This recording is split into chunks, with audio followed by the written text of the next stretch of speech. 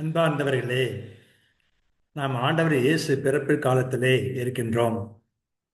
ஆண்டவரோடு தொடர்புடைய, அவருடைய பிறப்போடு தொடர்புடைய பல்வேறு நிகழ்ச்சிகளை இறையடியார் வீரமாமுனிவர் நமக்கு எப்படி தருகிறார் என்பதையெல்லாம் நாம் சிந்தித்து பார்ப்பது நல்லது. அந்த பின்னணியிலே நாம் இன்று பார்க்க போவது குழந்தை இயேசுவை வானதூதர்களுடைய அறிவுரையை ஏற்று இடையர்கள் வந்து சந்தித்து மகிழ்ந்து செல்கிறார்கள். அது எப்படி இருந்தது என்பதை பற்றி வீரமாமுனிவர் என்ன சொல்லுகிறார் என்று பார்க்கிறோம். ஏவலாகி மூவரை இறைஞ்சி ஏங்கி ஏகினர், ஆவல் ஆகி ஆங்கு வைத்த ஆவி அல்லது எல்லதால் மேவலாகி ஆவியாக வேய்ந்த அன்பு இலாதெனின் ஓவலாகி வெற்றுடல்கள் ஊரை உற்றல் உற்றதே என்று காட்சி படலத்திலே இறையடியார் வீரமாமுனிவர் இடையர்கள் குழந்தை இயேசுவை சந்தித்த பிறகு எப்படி தங்கள் உள்ளத்தையெல்லாம் அவரிடம் பறிகொடுத்து விட்டார்கள், அங்கிருந்து போவதற்கே மனசில்லாமல் இருக்கிறார்கள் என்பதை இந்த செய்யுள் மூலமாக நமக்கு உணர்த்துகிறார். பிரிந்து செல்லுமாறு கட்டளை பிறந்ததனால்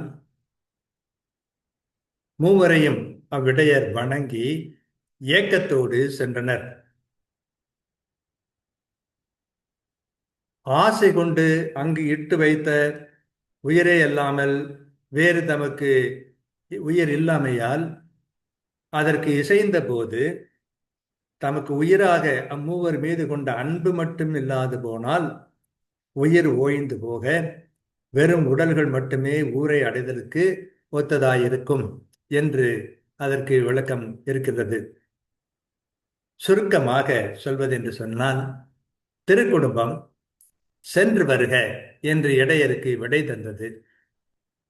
அதனால் மூவரையும் வணங்கி பிரிந்தனர் இடையர். பேராவலுடன் தங்கள் உயிரை அங்கே நிறுத்திவிட்டு ஏக்கத்தோடு ஏகினர். அம்மூவரிடத்து அன்பு மட்டும் இல்லையே, உயிரற்ற உடல்கள் மட்டுமே ஊரை சென்று அடைந்திருக்கும் என்று இதற்கு பொருள். ஏவலாகி மூவர் இறைஞ்சி ஏங்கி ஏகின ஆவலாகி ஆங்கு வைத்த ஆவி அல்லதில்லையால் மேவலாகி யாவியாக வேய்ந்த அன்பில் இல்லாதெனில் ஓவலாகி வெற்றுடர்கள் ஊரை உற்றலத்ததே என்று வீரமாமுனிவர் அதை உணர்த்துகின்றார். ஒரு சில சமயங்களிலே நம்முடைய வாழ்க்கையில் இப்படித்தான் ஏற்பட்டு விடுகிறது.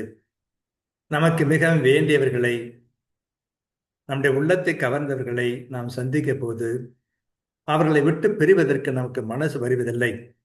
ஏதோ உயிரே விட்டு விட்டு நாம் செல்வது போல உணர்கிறோம். அத்தகைய உணர்வோடு இடையர்கள் சென்றார்கள் என்று பார்க்கிறோம். நம்முடைய வாழ்க்கையிலே எத்தனையோ சமயங்களிலே இறைவன் நம்மிடம் வருகிறார், நற்கரணை மூலமாக வருகிறார், இறைவாக்கு மூலமாக வருகிறார், வேறு பல்வேறு வடிவங்களிலே வருகின்றார். நாம் இந்த இடையர்களைப் போல தம்முடைய உள்ளத்தை ஆண்டவர் இயேசுவிடம் பறிகொடுக்கிறோமா என்பதை சிந்தித்து பார்ப்பது நல்லது. வாழ்க.